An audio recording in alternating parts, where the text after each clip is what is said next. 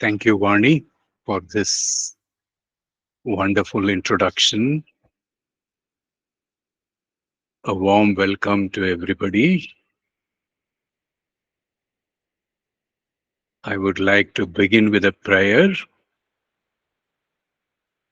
Om Sadashiva Samarambham Shankaracharya Madhyamam Asmadacharya Paryantam Vande Guru Paramparam Narayana Samarambham Shankaracharya Madhyamam Asmadacharya Paryantam Vande Guru Paramparam Gurur Brahma Gurur Vishnu Gurur Devo Maheshwara Guru Sakshat Parabrahma Tasmai Shri Gurave Namaha. Om. The moment we think of dreams, 2 points of view come up, and these are very common. We face them, we hear them almost every day in our life. Especially, we would have heard them a lot when we were younger, during our career days. So, at the very beginning, I would like to offer my prostrations and gratitude to Sri Nisargadatta Maharaj, Sri Prabhuji, and Sri Ramana Maharshi for their wonderful inspiration and insight. So let's look at the two common ways of looking at dreams. The very first thing that comes to our mind is dream big, isn't it? Often in motivational courses and also in career and in education, if a person has to be motivated, the teacher, the facilitator, the speaker will talk about dreaming big. Now, what does this mean? That we have to dream much larger than what we are today. Isn't it so? The second point of view is we also have done that when we have to take care of our children, and sometimes if we are in charge of our grandchildren. If we are in a hurry, it's already time to go to school or college. What do we tell our children? What did we tell our children when they were young and still sleeping on the bed? We said, wake up. Now, these two seem to be opposite point of views. What does wake up presuppose? Stop dreaming, isn't it? So if we stop dreaming, can we achieve anything big? And if we dream, are we closer to reality, or are we in our dream world? These are two questions that crop up for us and worthwhile to investigate.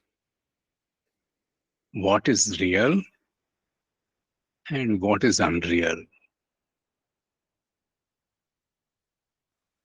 Anybody would like to share what is the reference for reality for all of us?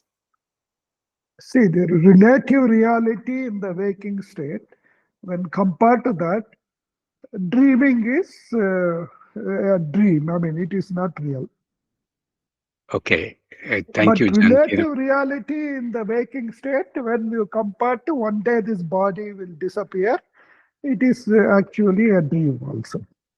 Okay, so in the relative reality between waking and dreaming, dream is unreal when compared to waking. Thank you, Janki Ram. So um, we the unreality of the dream, therefore, comes about after we wake up from the dream, isn't it? In the waking state.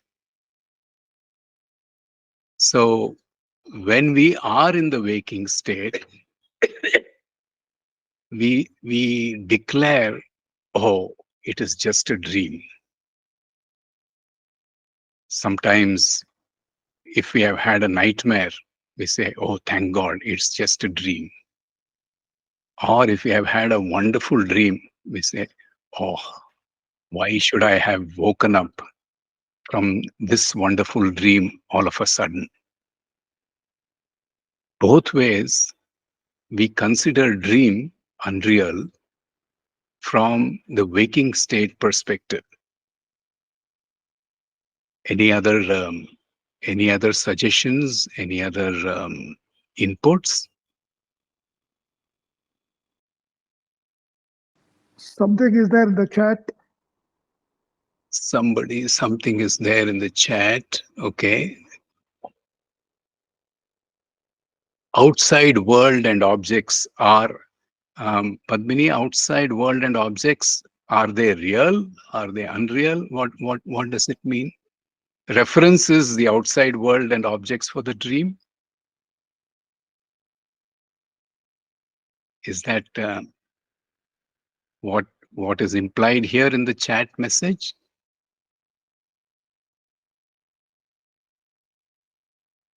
We think outside world and objects are real. Okay, wonderful. Thank you. Therefore, with respect to the world is real and the dream is unreal. Hmm? But all of us agree and we know that while we are in the dream, while we are immersed in the dream is very real to us, isn't it? The dream is very, very real to us. Hmm? Therefore, if we look at this, our waking state, all right, the reference for reality is actually our waking state. Now, what makes the waking state seem so real for us?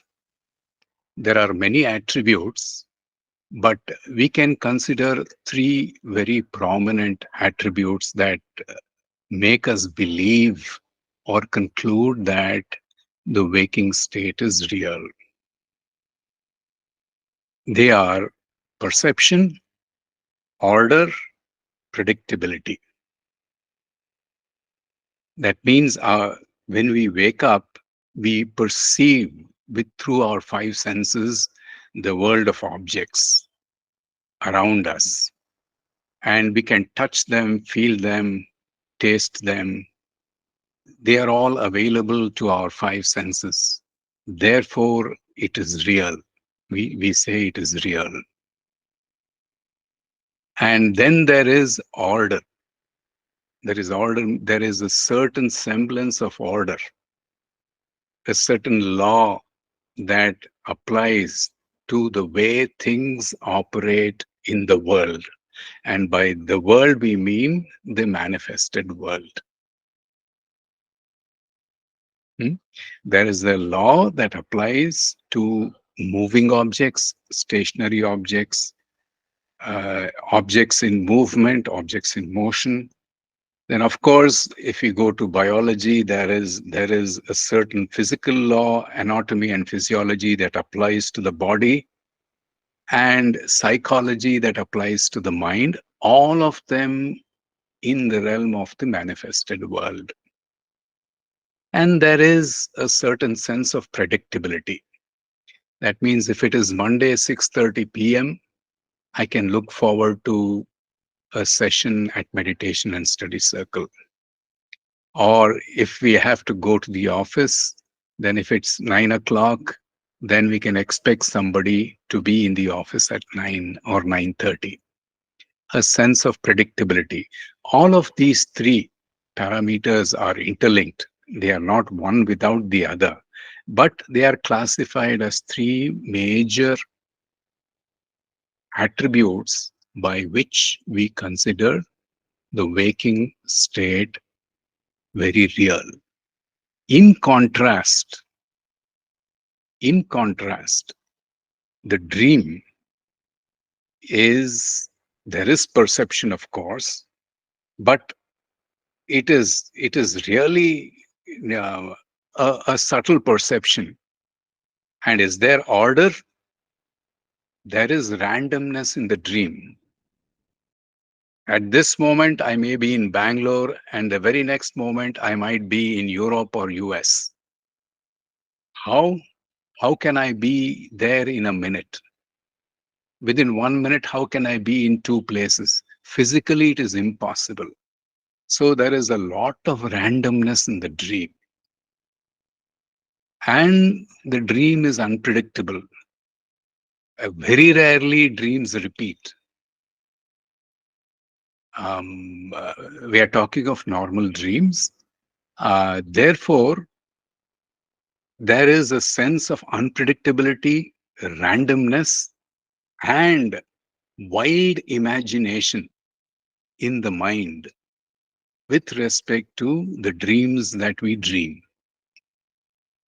In contrast, specific perception, underlying order, a physical law or a biological law that is in place, and there is a sense of predictability where we can say there is, for this to come about, there must be a cause. For this effect, there is a cause. So predictability comes from the cause effect law or principle. In the absence of these major attributes, we consider any other state that doesn't comply to these three and a few others as well as not the waking state, therefore not real, isn't it? Hmm? It doesn't seem to be real at all. And if we look at if we have we ever questioned how real is real? That means how real is our waking state? Now we have predominantly our waking state is determined by the sense perception that leads to experiences. There is this Zen saying, right? The Zen story that far away, where in the forest, where there was nobody in the forest, a tree fell down with a big thud. Nobody heard. Did the tree ever fall?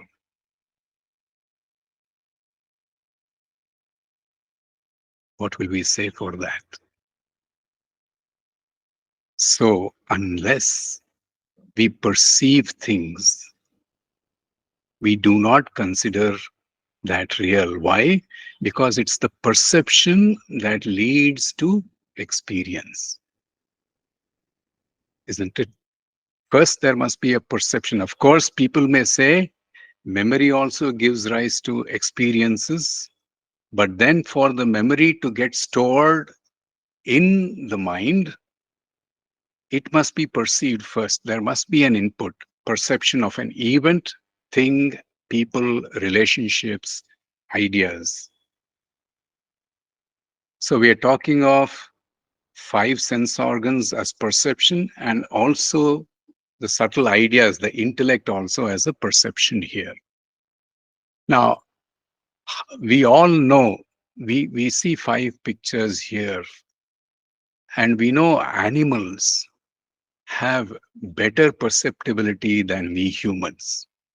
We have sniffer dogs, trained sniffer dogs to sniff, for things that are to be located by the security personnel, any suspicious items.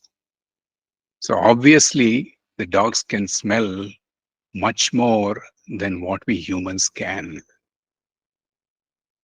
We say cat's eyes, right? The cat's eyes are so sharp. The vision of the cat is much sharper than the human eyes. What about hearing? Bats can hear frequencies that the human ear cannot hear. A snake cannot hear, but it senses through the touch and the feeling.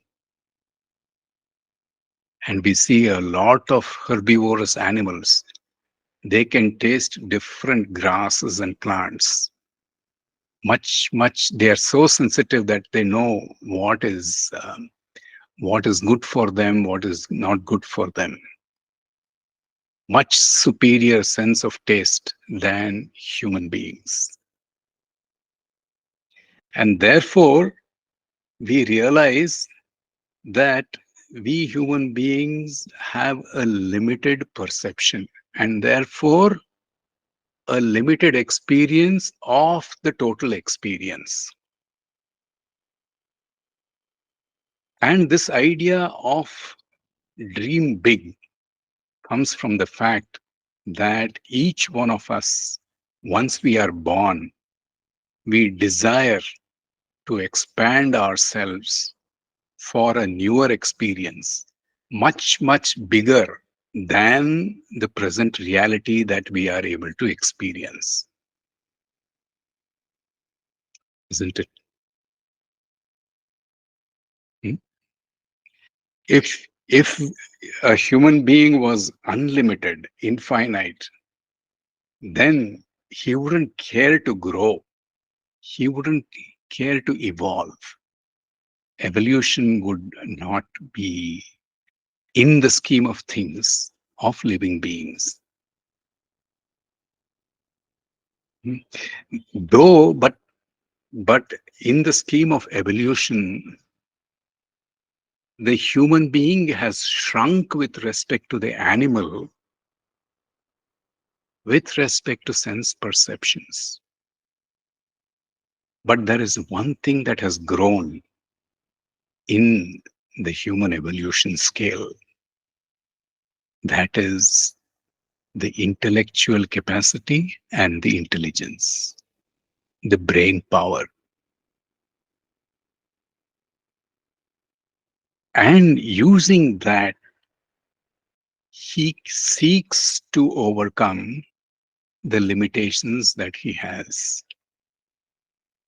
Please see, if we have to expand our sensory perceptions through the limitation, through invention of various instruments that increase the human perception, eyes can have a limited view.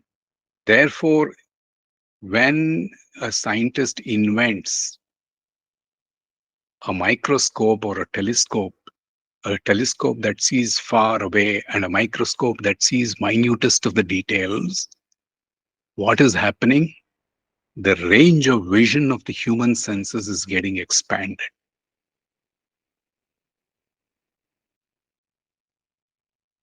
Therefore, all scientific inventions are actually meaningful only when they create a new experience in the human being. How? By increasing the range of perception of the human senses. Now, there is a limit to the expanding of the human senses, expanding the range of the human senses.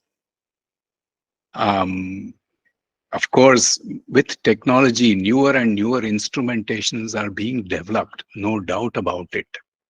But then it is a continuous work in progress.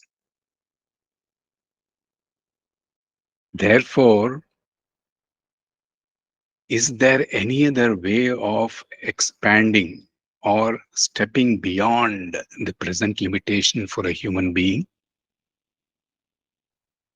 Because continuously, the discoveries, the scientific discoveries of instrumentations are work in progress. Can we not achieve quote unquote perfection at all? Are we stuck in an endless journey of evolution?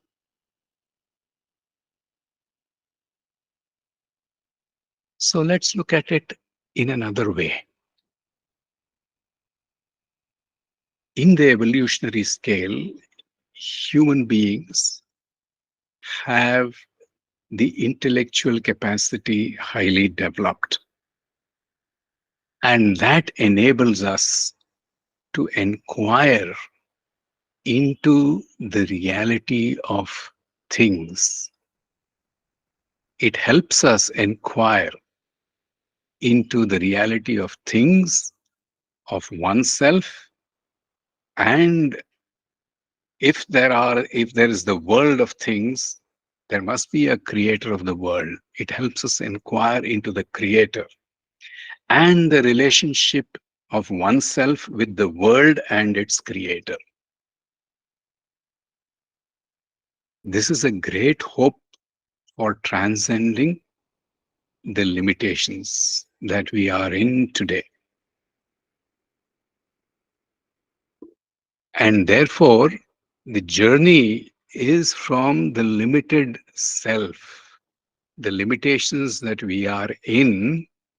We seek to expand to include the range, expand the senses, not only the senses, through scientific discoveries of technology, technological instruments, also to sharpen the intellect to explore the nature of the world, the nature of creation, the nature of creator, and the nature of myself, and the relationship between the three of us, me, creation, and the creator. Unless we inquire how real is real, we are going to get stuck like a frog in the well, not exploring reality. Isn't it? I have one clarification here. Yes, please. Suppose we use the term temporary or impermanent in place of reality for inquiry. Mm. Would the inquiry process change or remain the same? Sure, sure. That is a part of the inquiry. Is the slide changing? Give me a minute. There is a problem with. Are you able to see the new slide? Is it visible? Okay. So we were just talking about the limitations of the human being, even at the level of perception, the sense perception, where animals can see, hear, sense, taste, and smell much more than the human beings. Uh, But then the whole journey of evolution is to seek to expand these, the initially the senses for a higher level of experience, but later on also to look at inquiring into the reality of the environment around us and the, the cause of the changes around us and oneself, so that we understand reality much, much better. Now, the question is, if we use the word temporary reality and permanent reality, does it help? Now, we are already qualifying reality. Temporariness and permanence is a part of the inquiry. isn't it? Now we must conclude whether reality, whether the world that we are living in is temporary or permanent based on our investigation, not pre-conclude. We must have enough proof of investigation for it. It's true. So we can call it truth, we can call it God, we can call it consciousness, we can call it permanent, we can call it eternal. Many definitions can be given, many attributes can be applied, but then the fundamental thing is I consider something real. How real is that reality? The other question is, if something is real to me, then is it real to everybody else also? So there are layers of inquiries that we can engage in. Why? For one reason, that we should not consider dream a reality and reality a dream. We must be clear within ourselves that dream is a dream and real is really real. Only through investigation and inquiry. Otherwise, it will be practically impossible for us to distinguish between imagination or fiction and facts or reality. Often, if we accept something based on the certain assumptions without inquiry, we might as well be getting into a wrong conclusion. And what will happen to our decisions and way of living if it's based on a wrong conclusion? It will go in the wrong direction, isn't it? Do we want our life to proceed in the path of evolution or go astray? The answer is obvious. All of us want to evolve, to grow, to be happy, to be peaceful. And the main reason that we are not peaceful, we are stressed, we are worried, is because we are limited and we feel we are limited in the unlimited world around us.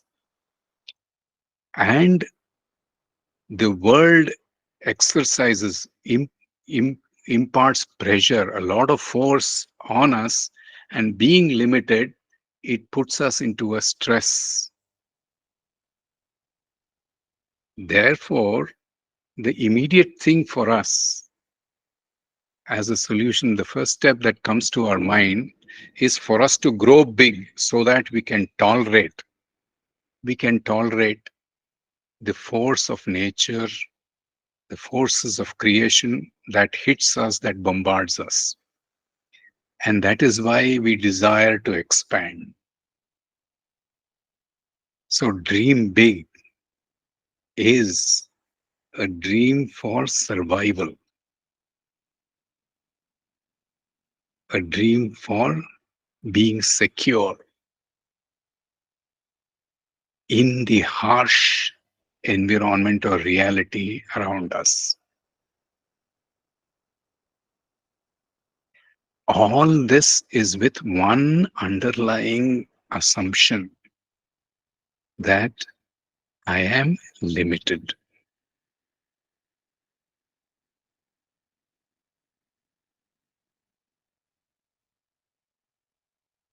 Am I truly limited? Or is it just a feeling? Now, again, we should not pre-conclude unless it comes into our experience. Now, If we look at, therefore, the dream aspect, two questions come to my mind. The first one is, can dream be stopped?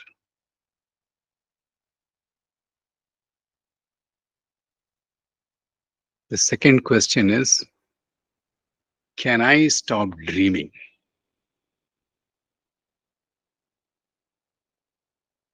Now, the two questions appear similar, but they have a completely different orientation, a completely different focus. Can dreaming be stopped? Can a dream be stopped?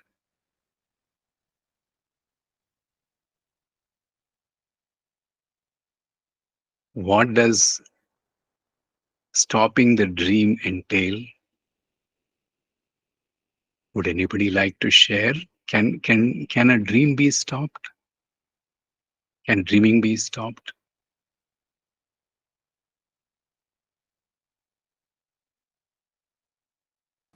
No, only by waking up.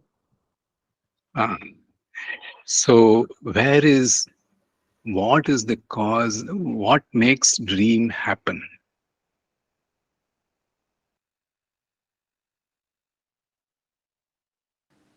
Mind. Mind. So it is actually the depth of the unconscious mind, isn't it? And the unconscious mind is infinite, practically a bottomless pit. Hmm? Therefore, we don't know when things will rise when we go to bed, under what will trigger, and when things will rise. And dream is actually a part of the overall things that happen in nature. Therefore, dreaming, we have no control. It is by and large automatic. Of course, there are techniques to relax and and calm our mind before we go to bed, which therapists and psychologists will show us. But then, by and large, we can see that the dream, we have very little control over the dream, because we don't, what we access of our mind is a very superficial conscious level mind during our waking state. And the trigger for the unconscious memories to rise to the to rise to the subconscious level and show up as a dream is practically unknown. There is no one single trigger. There are multiple triggers, any number of triggers that can be there. Therefore, dreaming cannot be stopped. Now, can I stop dreaming? The orientation is here. Can I wake up? Can I wake up? And waking up from a dreaming dream is after we get up from the bed. But waking up from a waking dream is what we are talking of. And what do we mean by waking dream? It is what we have, the reality that we have attributed to ourselves and the environment around us without inquiring.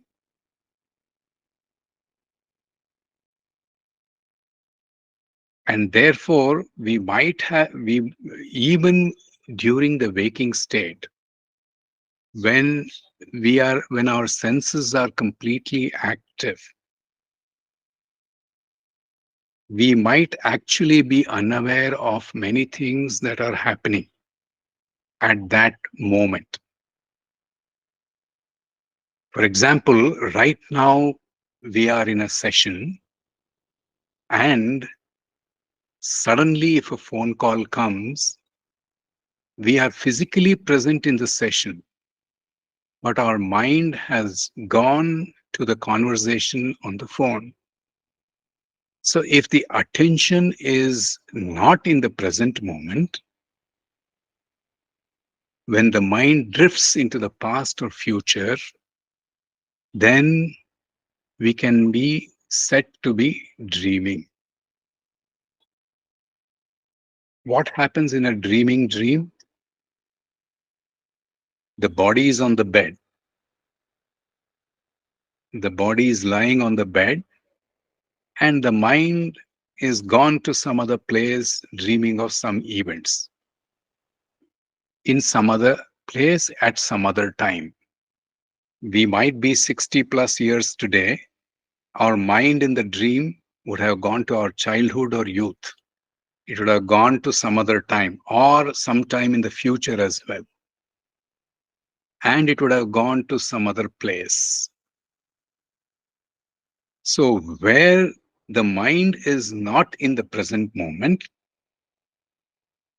then we can be said to be in a state of dream, a simplistic definition. Now, can we guarantee that our mind is always in the present moment 100% of a time during the waking state? Let's say we sleep for 8 hours in a day. The rest of the 16 hours we are awake. How much of the 16 hours of our waking state is our mind on the task that we are doing or on the idea that we are thinking or on the book that we are reading without the mind drifting elsewhere?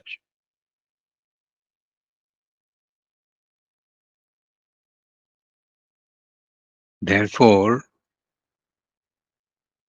when the mind drifts, we are giving reality to the point where the mind has drifted instead of giving reality to the present moment, which is actually real.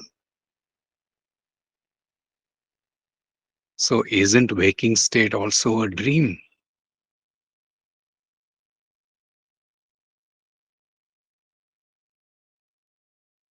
It's called the waking dream.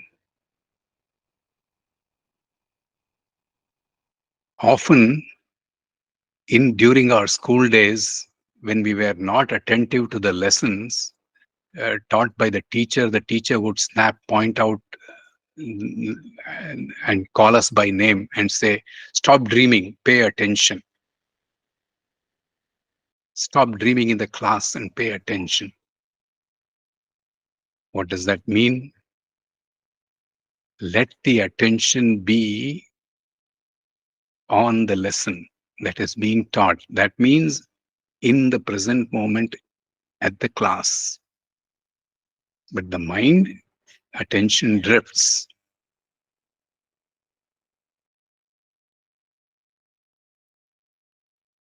And if dreaming cannot be stopped, but I can if dreaming cannot be stopped, I can stop the dreaming. Then dream occurs naturally in our life. Waking up, something can be done about waking up. Very little can be done about dreaming.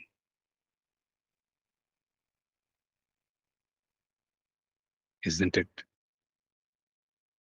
We wouldn't say no control at all about the dreams, but very little.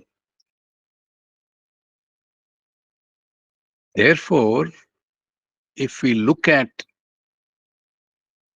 the dream itself, If the waking state is also a dream, and the dream state is also a dream, then where do I wake up? I have to wake up from the waking dream. And here lies the spiritual life or the sadhana. If we split our life into worldly and spiritual, then we are going to we are going to get into a state of imagination, a fancy idea of realization, a fancy idea of bliss and happiness, something that is not there in the present moment, which is actually another dream.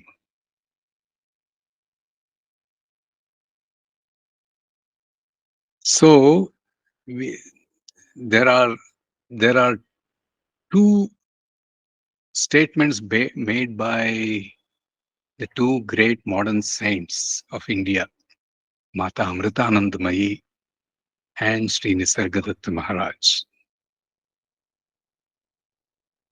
Now, the Mata Amritanandamayi, the hugging saint from Kerala, she says if somebody thinks that he will take up spiritual life after fulfilling all his desires, he is like a person on the seashore who waits for all the waves to subside before taking a bath.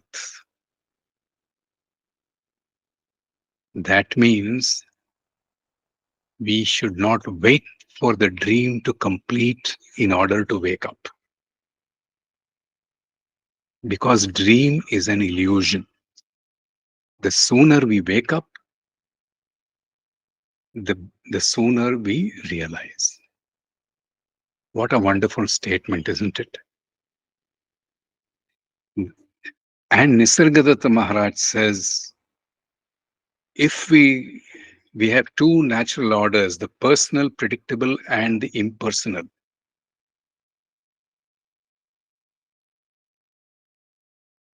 As we grow in knowledge and insight, the borderline between personal and impersonal, which is lower and higher nature, keeps on receding. But the two remain until they are seen as one. That means do not split the life into a worldly life and a spiritual life. Life is one. That means spiritual growth, evolution must happen while we live and continue to live in the world, which means it must happen in the present moment. The split is very dangerous. Waiting is also highly dangerous. Waiting for an ideal time for me to inquire into the nature of reality, into my own true nature, or the nature of happiness and bliss, or considering that there is no happiness in the world, everything is beyond this world, somewhere outside, that is also equally dangerous. So all progress, all effort must be while we are engaged in the world.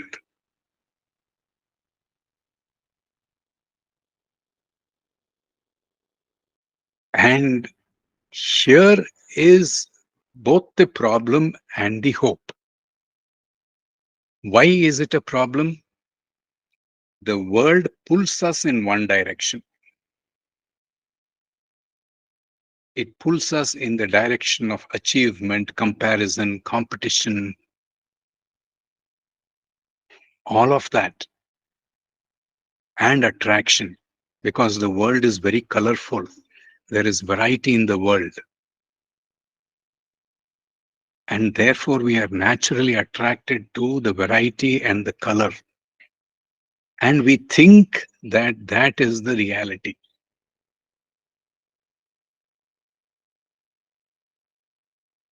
while we see that we have experienced many times moments of happiness and joy while we have lived in this world so far. Many times, all of us have experienced happiness, joy, peace, and bliss, love, and kindness. When did we experience? While living in this world, whether it was passing the exam in flying colors, or getting a dream job, or getting married and finding a lovely partner, all of this joy, or the joy of kindness and compassion, lending a helping hand to the to somebody on the street, helping them cross the street. All of these experiences we have experienced while in the world. So that is the hope.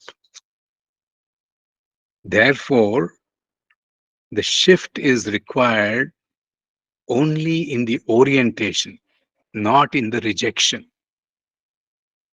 Accept the world as it is, but see where the source of reality is. What is real? Where is the source of happiness and peace? Is it in the action? Is it in the objects that we have acquired? Is it in the assets that we have made? Or is it internal to us? Because if we reject the present moment, we have nothing to hold on to for progress. The present moment is the only anchor we have. Like the ship gets anchored to the shore to be stable for all our progress, for our peace, tranquility, calmness, happiness, bliss, cooperation, kindness, compassion, and all the higher emotions. Present moment is the only anchor.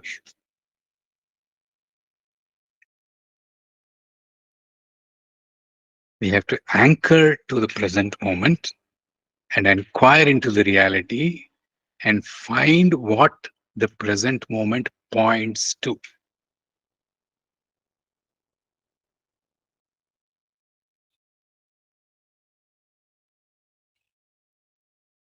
So, the whole thing about dream is that while dream is considered unreal, the waking dream seems to be very, very real as long as it is not inquired into. Once we inquire and we progress on that path, layers and layers of reality will be revealed with every sharpened inquiry, sharpening of the mind, and the purification of the mind.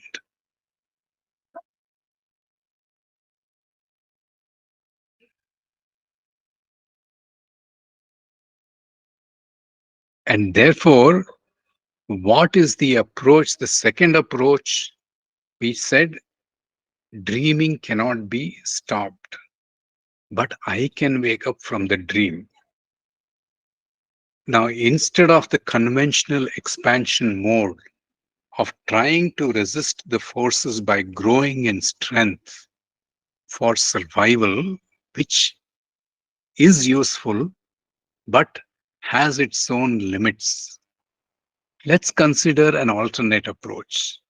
What do you think will be an alternative approach? And the clue is in the word waking up.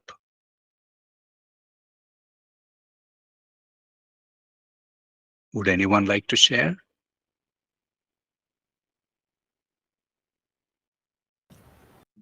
Sir, it is a good one. But after waking up that from the dream, it will continue unless we find a solution. That dream will be coming, and I think I will be I will not doing that work as soon as I get up from the bed. Yeah. Dream will continue, but then, thank you, Dr. Venkatachalapati. Dream will continue. But then once we wake up, do we think the dream is real or it's a dream? Real. It may not be real, but Ah, I have to do that thing for tomorrow's work. That ah. if I am not getting ready for that, if I don't prepare for that, I don't get sleep. Yeah. It doesn't stop us from preparation, isn't it? The question is, should we stop recognizing the dreamness nature of a dream? Does it prevent us from preparing in the waking state? Is that question right? Yeah. Yes, Why sir. should it? Why should it? But that dream has become true in sometimes for me. Yeah, especially during the exams. I was getting some questions in the dream. I prepared that and I was going for the exam, but I was getting the same question. I don't know what is that. Okay. Yeah. So you know it's a dream and you prepare for the dream. What would have been the chances of that question not coming in the exam paper? Then it's gone. Huh. So uh, you're talking of an intuitive dream where something has happened, um, and then you will an heightened state of awareness where you are able to sense intuitively that you get a certain question. Now, how much of dream is that? That is useful. Many times dreams are useful in predicting some dangers as well, but that is a very limited percentage of the dream. But the thing here is, now if we recognize dream as a dream, that means dream is not real, then it need not prevent us from planning our waking state. What does waking up mean from the waking dream? It means recognizing that there are recognizing that we have no control over the outcomes, but we have control over our actions. Giving reality to the outcome. For example, when I go to an exam, the very example that you have, when I write an exam, giving 100% reality to the result, I have written the exam well, therefore I must get good marks. Is it in my control? It depends on the evaluator's mood. Of course, we can apply for re-evaluation, recorrection, and all that stuff. But then what is in my control in the waking state? So waking up from the waking dream actually means realizing that there is only the present moment for me available to live, which means what? What can I do in the present moment? I can only perform action, which includes thinking. Thinking is also action. Now, where is the result? Is the result in the present moment or sometime in the future? I write the exam today. The result is going to come 1 month later. The result is sometime in the future. It is not in the present moment. So, do I have control over the future? That is the real waking up. Not to attribute reality to a result that might come sometime in the future, to an uncertain result that might happen sometime in the future. Now, even the future at some point of time will come into the present moment. But till it comes, what do we have? We have only the present moment at our disposal. What can I do in the present moment? I can plan, I can think, I can act. I can talk as well. So all of these, planning, thinking, talking, all of these are also actions in addition to the physical action that we engage in. So if I ascribe reality to the dream, waking dream, which is to the future or the past, when the mind's attention drifts to the future or the past, then what is happening? My mind is split between action and the future and the past. Therefore, I am not fully in the present moment. Am I not dreaming then?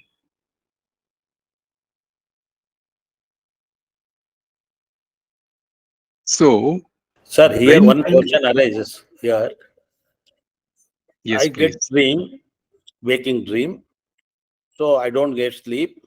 When I realize that it is a dream, and I start writing everything there, and I plan for it, then definitely I will get a sleep. There will be no dream. Correct. Okay. Okay. That's fine. Very good. Thank you. That's wonderful. That was the main So, question for me. okay, wonderful. Yeah, yeah. I think I'm not competent enough to talk about the psychological aspects of the dream. I think we have Dr. Srinivas Murthy in the call today in the satsang. He's um, he's a psychiatrist and who has done a lot of work in psychology and psychiatry. So I think you can get with him to understand if he provides you the time for it. What we are talking of here is to look at reality and dream from the point of view of reality and unreality. It is to distinguish between reality and imagination. That is the orientation here. Dr. Srinivas Murthy, would you like to add anything, sir?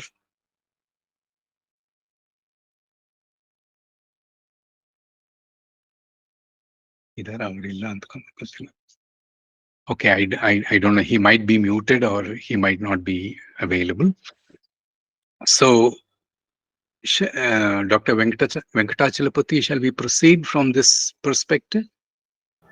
Thank you, Writing a sir. journal, writing a journal, trying to get into action from the dream to resolve the underlying stress, all those things are useful. And whatever is useful can be done and should be done. There is no doubt about it. Thank you very, very much, sir. Okay. Does it help, sir? Okay. So, so, so waking up from the waking dream is to realize that I have only the present moment. And when can I be fully in the present moment? When I expand my field of energy, can I be in the present moment? The mind will automatically drift unless there is a one point focus. And therefore, the alternative approach is to look at me in the world. There is creator and creation. World is nothing but creation. And because there is the world that seems real, there must be a creator of the world. Just like there is a laptop, there must be a manufacturer of the laptop. There is a mobile phone, there must be a creator of the mobile phone. So, creator and creation is a superset of me. And if I adopt that approach, then what happens? Instead of looking at expanding myself to include all aspects of creation from the individual perspective, if I look at being in the present moment means shrinking to the one point awareness of the task at hand, one by one, completely. That means not drifting into the past or the future. Then that is actually getting into the present moment.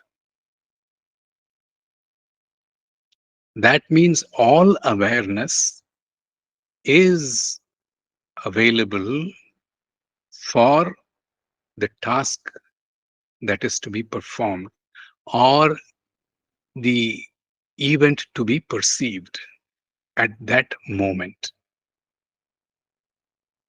So all senses are in peak operation and focused. The body, mind, intellect are fully aligned at that present moment. So contrary to the expansion process, this is also evolution. This is also progress. But it seems psychologically we actually shrink to a point. So what does this mean? Reducing the ego that distracts us from the present moment, that drifts us, our mind, into the past and future, that has to be focused. Shrink the ego to focus in the present moment. So I become an insignificant dot. That means things happen through me as this instrument instead of me being the originator of action as a feeling.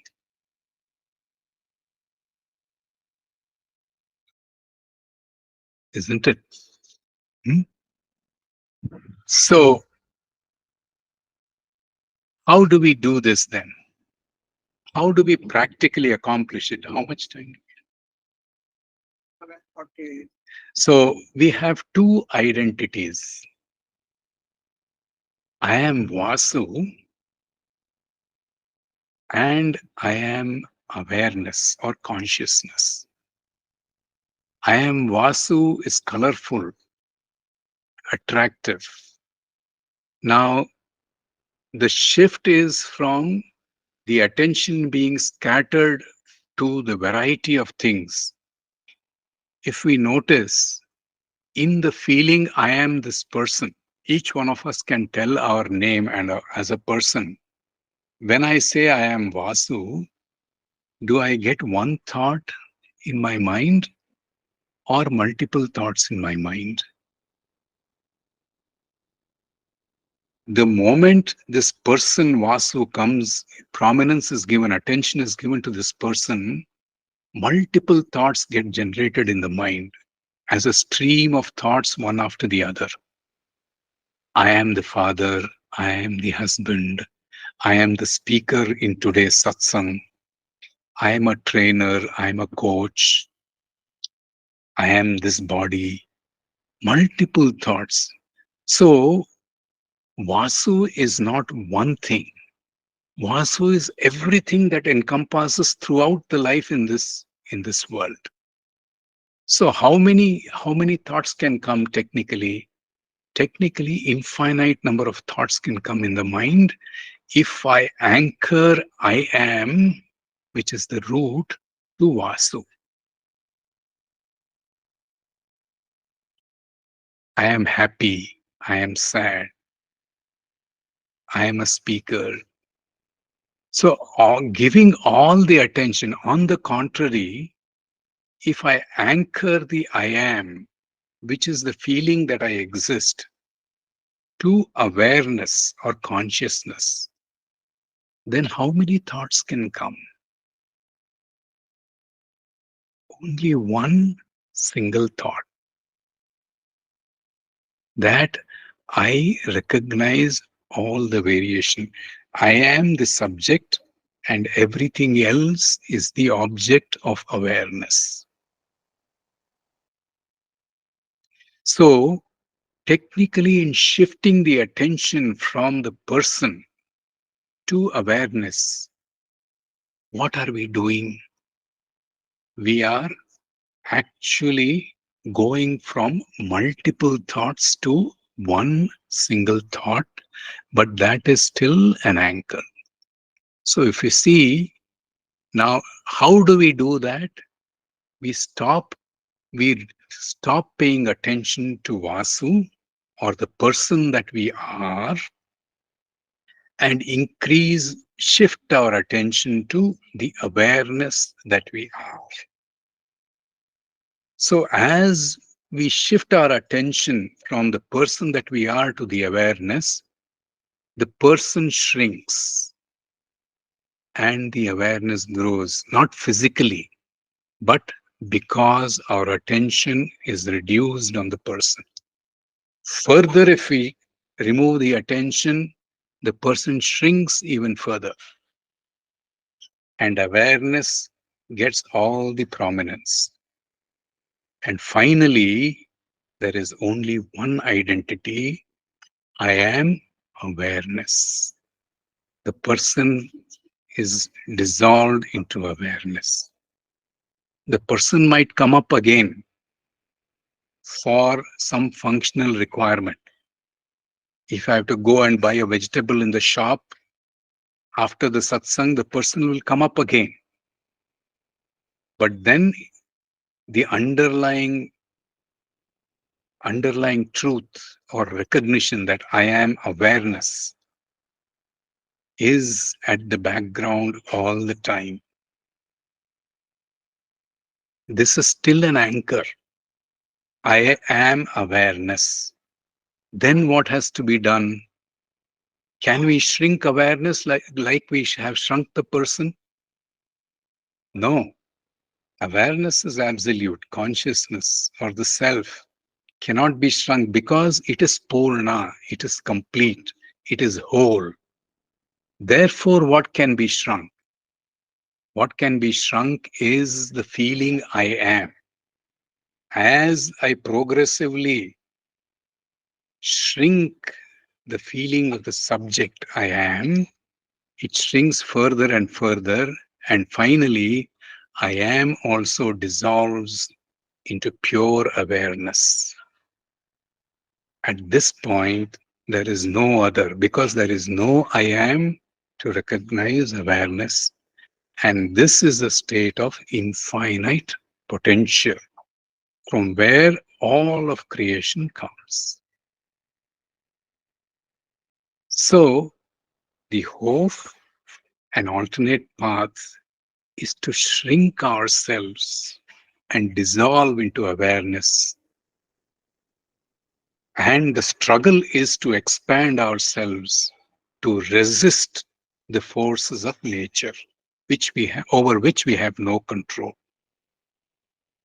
So we choose whether we want to expand for survival to resist the forces of nature, or consider nature and all the states in nature as a dream and shrink ourselves into the absolute awareness, where only awareness remains and we are ever free. This is the waking up process. The second facet of the dream. Thank you very much for your patient listening.